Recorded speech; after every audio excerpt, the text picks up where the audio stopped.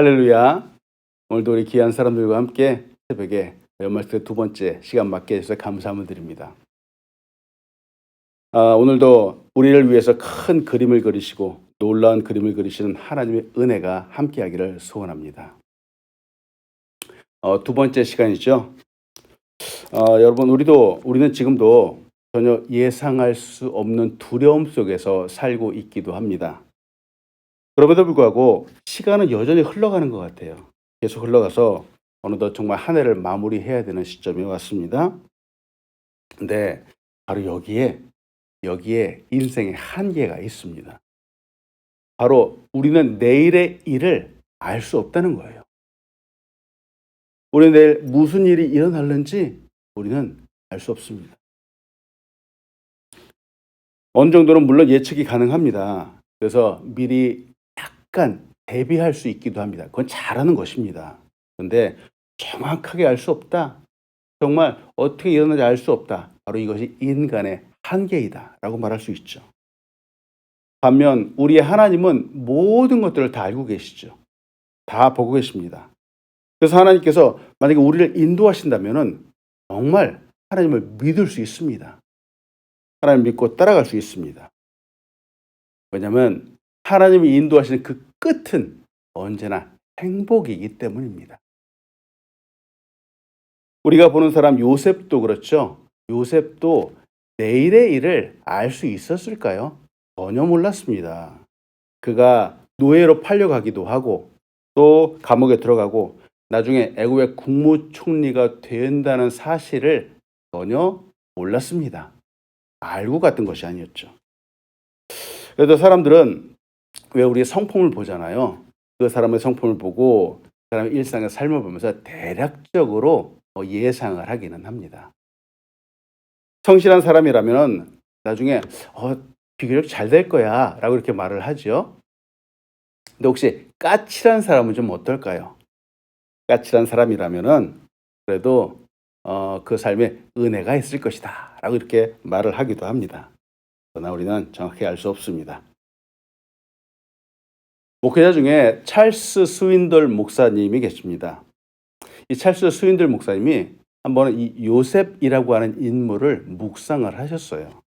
묵상을 하셨는데 그러면서 그의 인생을 두 가지의 단어로 표현을 하셨습니다.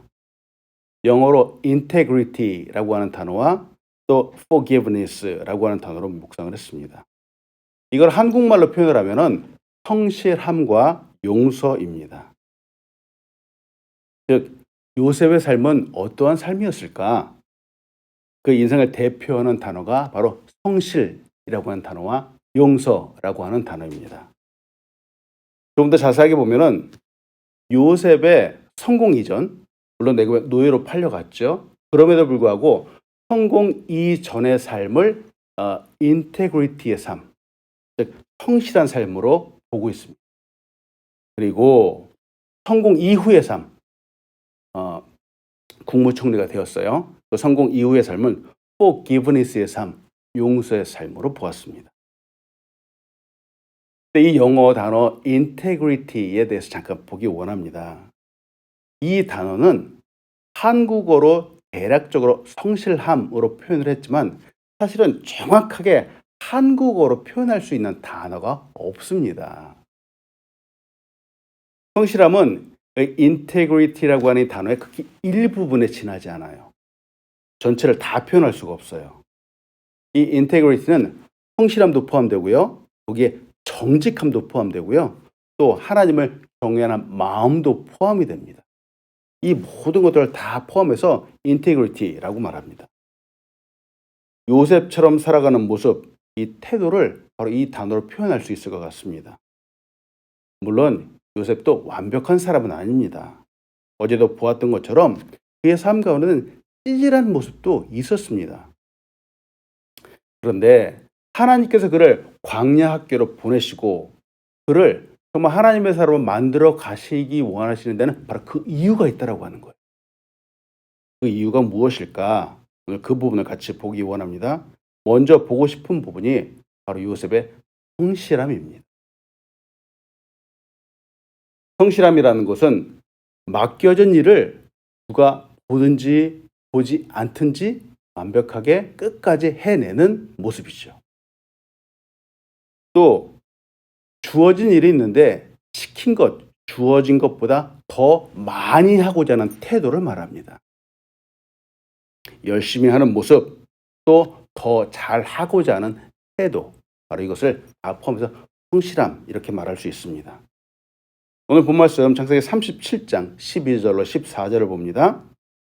그의 형들이 세겜에 가서 아버지의 양떼를 칠 때에 이스라엘이 요셉에게 이르되 내 형들이 세겜에서 양을 치지 아니하느냐, 너는 그들에게로 보내리라.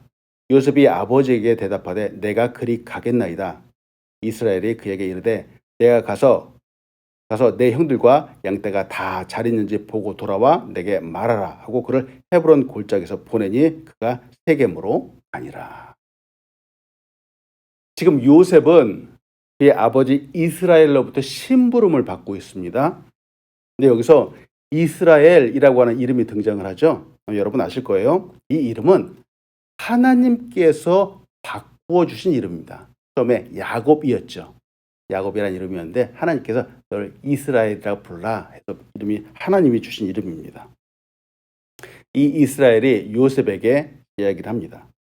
양을 치고 있는 형들을 가서 잘 있나 보고 오라 라고 말씀하는 거예요. 근데 여기에서 요셉이 그 형들을 찾아가는 모습에서 그의 성실함을 볼 수 있습니다. 그 형들이 지금 세겜이라고 하는 지역에 있다는 겁니다. 그런데 바로 이 부분이 약간 이상하다는 거예요. 아니, 그 일반적인 지역이잖아요. 근데 이 세겜이라고 하는 지역이 평범한 지역이 아닙니다. 일상적인 지역이 아닙니다. 사실 이곳은 야곱의 가정에 아픈 기억으로 남는 기분 나쁜 장소입니다. 야곱의 딸이 있었습니다. 디나라고 하는 예쁜 딸이 있었습니다. 이 디나가 바로 세겜 사람에게 강간을 당했습니다. 거기 이 집안에도 아픈 이런 기억들이 있는 거예요. 그래서 야곱의 아들들, 시므온과 레이라고 하는 아들이 그 세겜 지역에 가서 그 남자들을 모조리 죽였습니다. 그래서 이 세겜이라고 하는 지역이 사실은 기분 나쁜 곳이었습니다. 야곱의 아들들이 이 지역에 가서 디나의 복수를 했는데 이것으로 모든 상황이 종료된 것일까? 그렇지 않은 것 같아요. 왜 복수는 복수를 낳는다라고 하는 말이 있죠? 아마 저들도 그 지역의 다른 주민들도 복수의 칼날을 갈고 있었을지도 모르겠습니다. 그런데 왜 요셉의 형들은 굳이 이 세겜이라고 하는 지역, 그토록 위험이 도사리고 있는 곳이라는 걸 알면서도 그리로 갔을까요? 이유는 바로 그곳 세겜이라고 하는 지역이 양들이 먹일 만한 풍성한 풀이 있는 지역이기 때문에 그랬습니다. 그래서 그들은 위험이 있고 또 기분이 나쁜 곳이지만 그곳에 갔다는 거예요. 이를 아버지도 알고 있었어요. 근데 지금 요셉이 그 형들을 찾기 위해서 그곳에 혼자서 간다라고 하는 겁니다. 혹시 있을지도 모르는 위험을 무릅쓰고 가겠다라고 하는 거죠. 성실하죠. 근데 이것만 갖고는 요셉이 성실한 사람이다라고 표현할 수는 없습니다. 다른 모습이 있습니다. 요셉이 세겜이라는 지역에 도착을 했는데 그곳에서 형들을 찾을 수가 없는 겁니다. 오늘 본 말씀 창세기 37장 15절로 17절을 봅니다. 어떤 사람이 그를 만난즉 그가 들어서 방황하는지라 그 사람이 그에게 물어 이르되 내가 무엇을 찾느냐. 그가 이르되 내가 내 형들을 찾아오니 청하건대 그들이 양치는 곳을 내게 가르쳐 주소서. 그 사람이 이르되 그들이 여기서 떠났느니라. 내가 그들의 말을 들으니 도단으로 가자 하더라. 요셉이 그의 형들의 뒤를 따라서 가서 도단에서 그들을 만나니라. 요셉이 이 세겜이라고 하는 지역에 도착하기 전에 형들은 이미 다른 지역으로 이동했습니다. 그래서 요셉이 도착해서 이 형을 찾느라고 헤매기도 하고 또 방황하기도 했죠. 마침 친절한 한 사람을 만나서 형들이 도단으로 갔다라고 하는 소식을 들었습니다.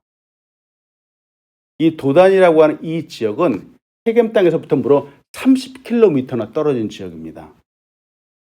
이는 빠른 걸음으로 걸어도 약 6시간 이상이 걸리는 거리입니다. 그러니까 왕복한다면 12시간, 하루 반나절이죠. 꼬박 걸리는 거리죠. 자, 이 부분을 봅니다. 형들이 도단으로 갔다라고 하는 이 소식을 딱 들었을 때 일반적인 사람들이라면 어떻게 생각을 할까요? 복수의 위험이 도사리고 있는 세겜까지 온 것만으로도 큰 용기를 발한 건데 또 하루가 꼬박 걸리는 먼 거리를 가야 한다? 생각을 했을까요?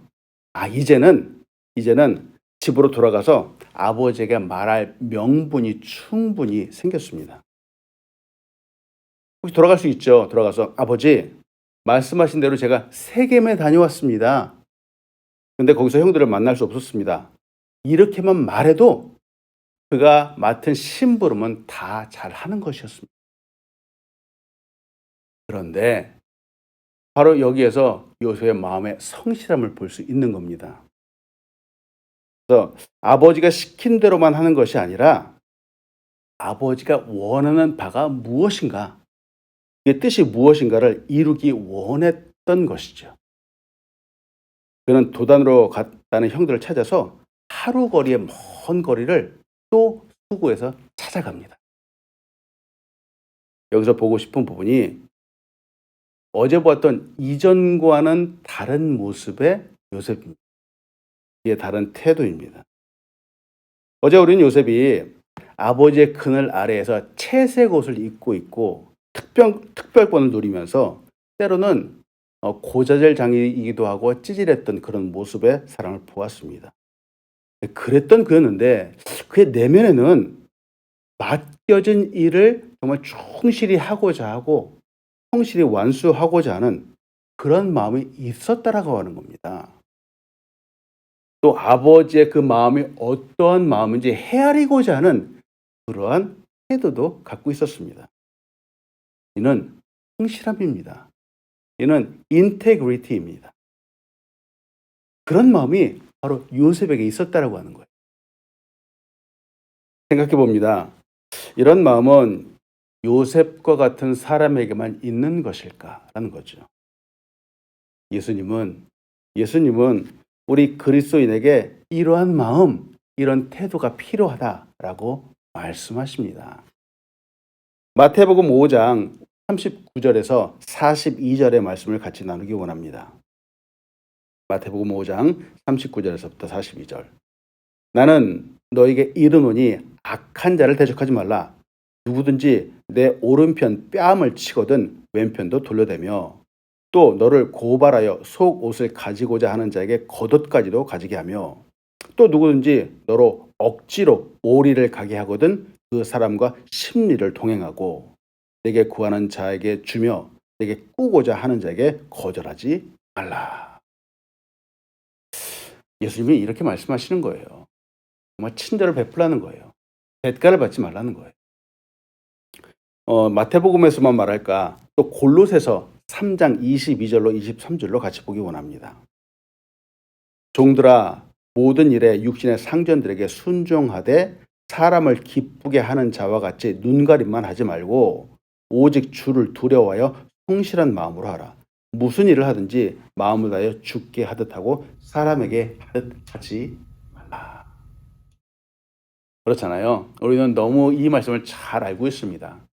성실하게 하라는 거예요. 이 말씀 속에는 바로 지금 말하는 인테그리티라고 하는 이 성품이 포함되어 있는 겁니다. 성경은 우리에게 성실함, 또 정직함, 그리고 충성되게 일하라고 말합니다. 여러분, 오늘을 사는 우리 그리스도인들은 이 세상 사람들과 달라야 합니다. 달라야 합니다. 세상 사람들의 중심은 나지요. 내가 힘들고 내가 손해보고 내가 짜증나지 않기 위해서 일들을 나 중심으로 이루어가는 경향들이 너무나도 많습니다. 그러나 우리 그리스도인의 중심은 누구일까요? 내가 아니라 바로 하나님입니다. 하나님의 영광을 위해서 일하는 겁니다. 때문에 우리의 모습 하나하나, 일하는 모습 하나하나, 말하는 모습 하나하나가 그래서 중요하다라고 하는 겁니다. 우리가 정직하게 일할 때, 정말 하나님의 그 말씀 따라서 일할 때 이 세상 사람들이 볼 때는 때로는 답답할 수 있습니다. 근데 하나님이 보실 때 정직해야 됩니다. 성실해야 됩니다. 사랑하는 여러분, 오늘도 누구보다도 하나님을 기쁘시게 하는 우리가 되기를 간절히 소원합니다. 하나님이 우리에게 원하시는 삶이 바로 그런 삶이죠. 요셉의 이야기를 계속해서 봅니다. 도단에 도착한 요셉, 성실한 마음으로 형들을 찾아갔습니다. 그런데 그를 기다리는 것은 시기하고 질투하는 형들이었습니다. 오늘 본 말씀 창세기 37장 18절로 20절을 봅니다. 요셉이 그들에게 가까이 오기 전에 그들이 요셉을 멀리서 보고 죽이기를 꾀하여 서로 이르되 꿈꾸는 자가 오는도다. 그를 죽여 한 구덩이에 던지고 우리가 말하기를 악한 짐승이 그를 잡아먹었다 하자. 그의 꿈이 어떻게 되는지를 우리가 볼 것이니라 하는지라. 세상에 형들이 요셉을 보자마자 하는 말이 꿈꾸는 자가 온다 이렇게 말하는 거예요. 바로 이 말은 비꼬는 말입니다.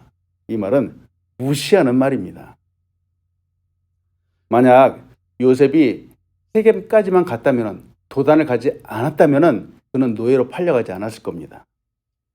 그런데 성실함 때문에, 또 아버지의 마음을 헤아려 주고자 하는 그 마음 때문에 도단으로 갔더니 바로 거기서 어려움을 당하게 되었습니다.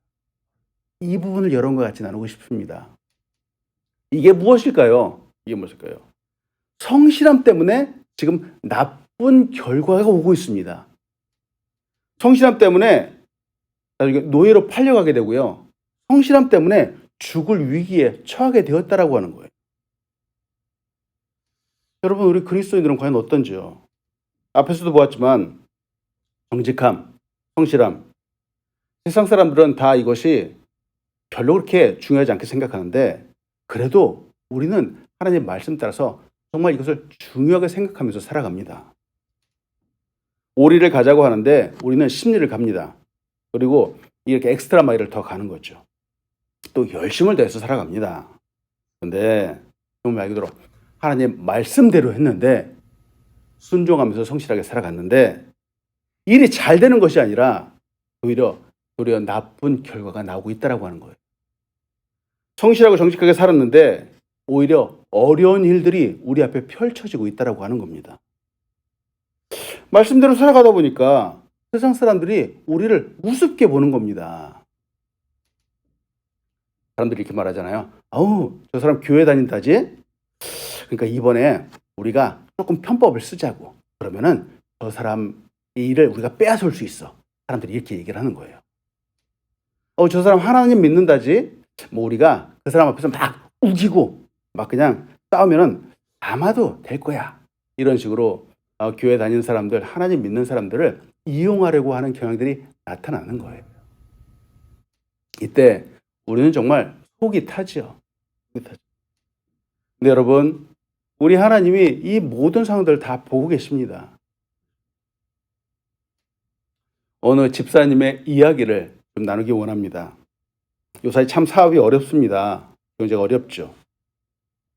더군다나 주문한 물품도 제때 도착하지 않아서 사업하시는 분들이 발을 동동 구르기도 합니다. 크지 않은 사업체를 운영하던 분이 있었습니다.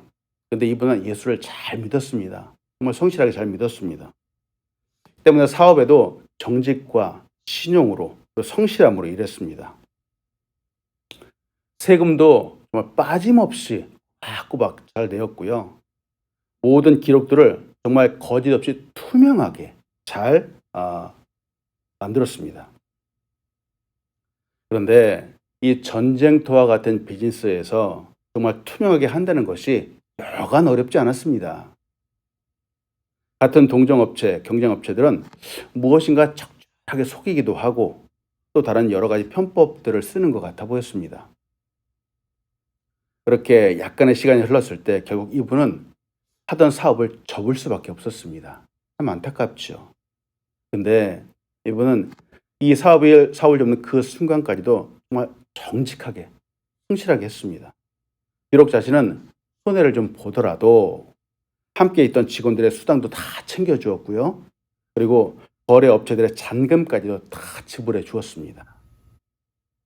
그런데 그런 그의 모습, 끝까지 성실하게 하는 그의 모습을 유심히 보고 있는 한 사람이 있었습니다. 함께 일하던 회계를 맡았던 여직원입니다. 그 여직원이 이 사장님을 보고 말하는 거예요. 사장님, 제가 여러 회사를 다녀보았습니다. 그런데 망하는데 이렇게 은혜롭게 망하는 곳은 처음 봅니다. 이렇게 얘기를 하는 거예요. 은혜롭게 망한다는 거예요. 사장님이 믿는 하나님이라면 제가 한번 믿어보고 싶습니다. 이렇게 고백을 하는 겁니다. 근데 그 여직원이 예수님을 믿게 되었습니다. 할렐루야. 여러분, 인생에서 이 성실함 때문에 오히려 나쁜 결과를 맞이할 수 있습니다. 그러나 정말 그 완전한 끝까지 나쁘다라고 말할 수 없습니다. 우리가 성실함 때문에 열심히 살아가다 보면은, 정직하게 살아가다 보면은 이렇게 나쁜 현상들을 만나게 될 때 과연 우리는 어떻게 대처해야 되는지요? 믿음으로 극복해야 되겠습니다.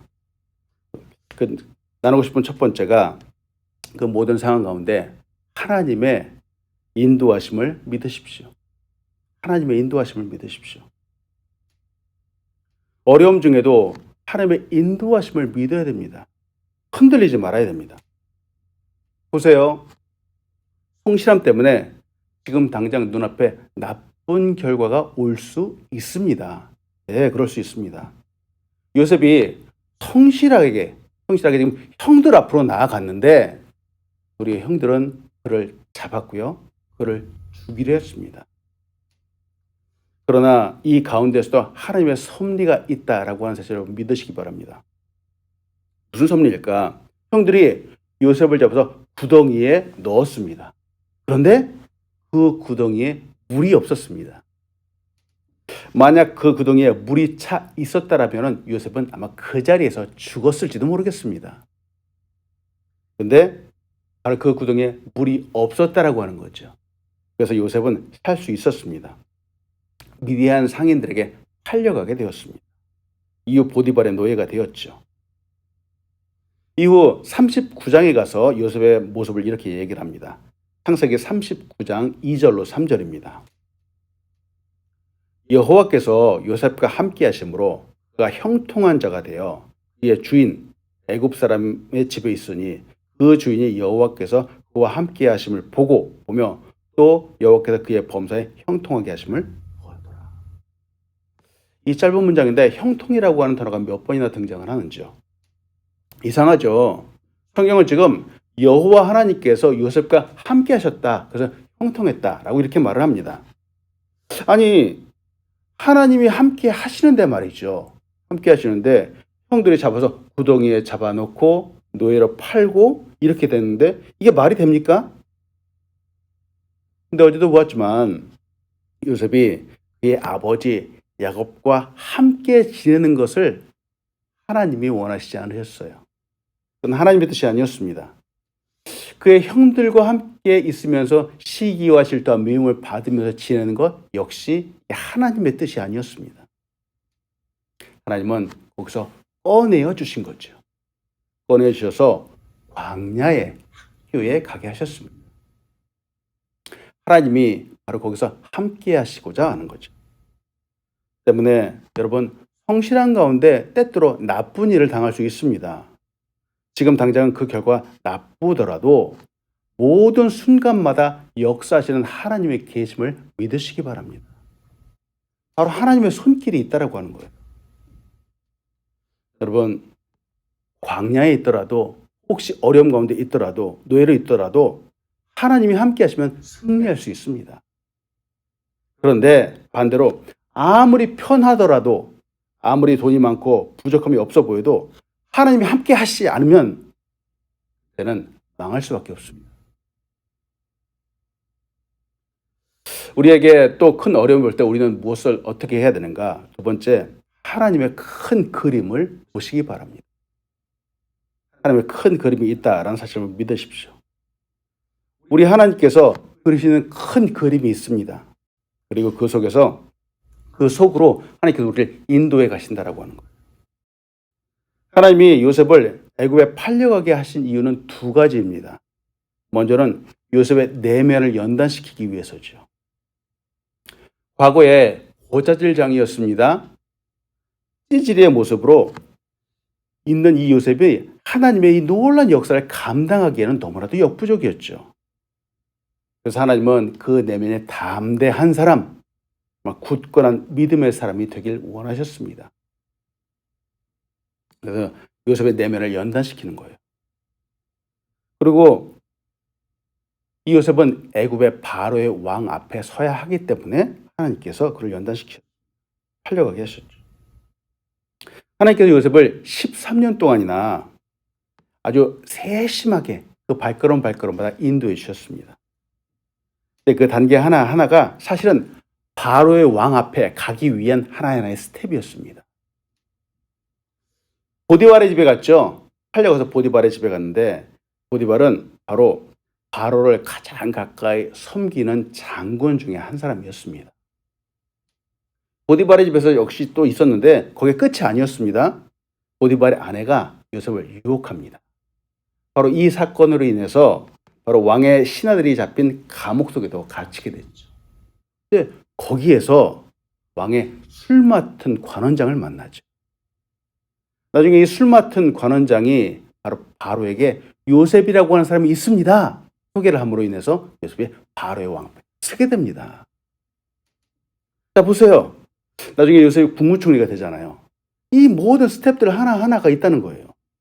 이런 결과가 나오는데 지금 가는 길이 어렵고 힘들다고 가시밭길이라고 짜증을 낼 수 있겠습니까?